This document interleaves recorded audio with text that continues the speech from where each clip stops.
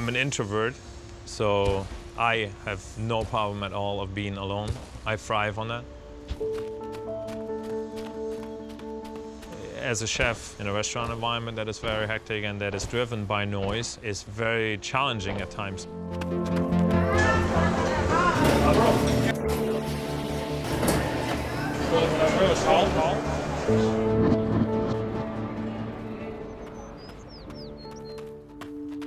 I think a lot of chefs sort of have that need to have alone time because of what we do throughout our days at work. The running really helps. It renews you and it cleanses your mind. These days I don't even have music. I want to hear my heart beat. I want to hear my breath.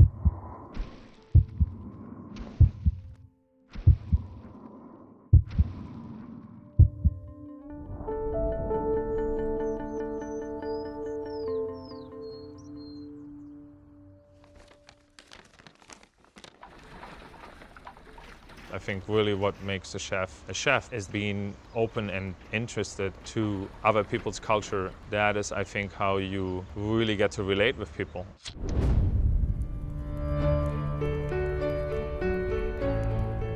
No matter where I've traveled, whether it was Japan, Singapore, Hong Kong, whenever you go to these countries, the most basic food is the best food, cooked by the most basic cooks.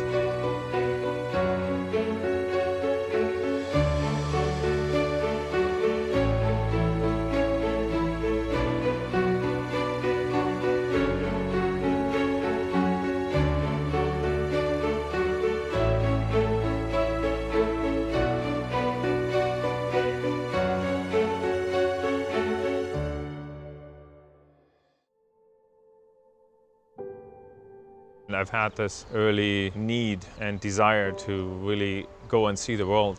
I think maybe it has to do with the fact I grew up in East Germany. We weren't really able or allowed to travel. It's due to the need, I guess, of the government, obviously to control the people, but at the same time it forced people to be very family oriented. So I was very close to my mom growing up. I'm still very close to her.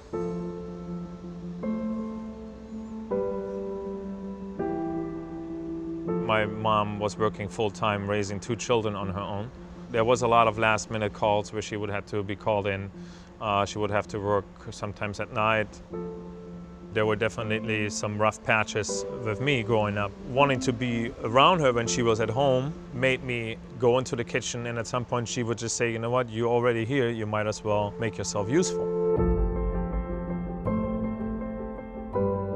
Her schedule wasn't revolving around cooking food, but no matter how little time she had, she's never made it look like it was an afterthought. It was never a slab of bread and mustard spread on it and here's a glass of milk, sit in a corner and watch TV. It was real food, cooked from real ingredients, cooked from scratch. Her taking the time to show me and walk me through some stuff definitely started that interest in cooking and the passion to work with food.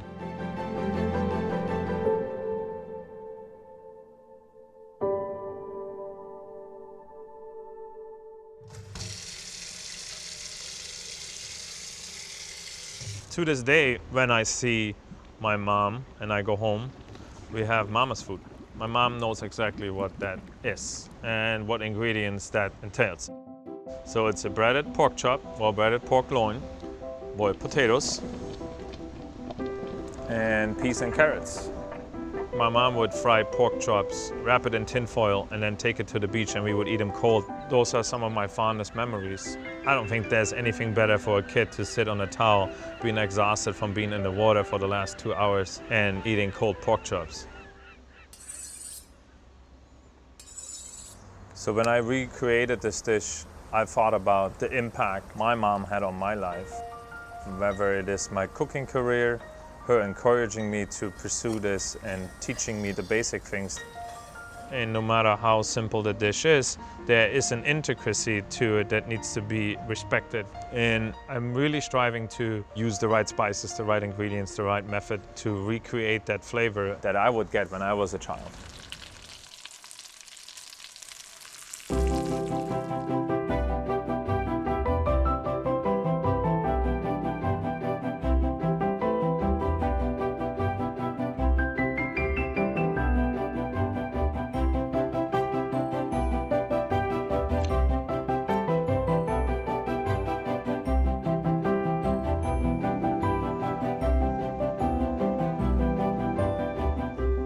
And to this day, I still think that my mom's food is one of the best tasting food I've ever had.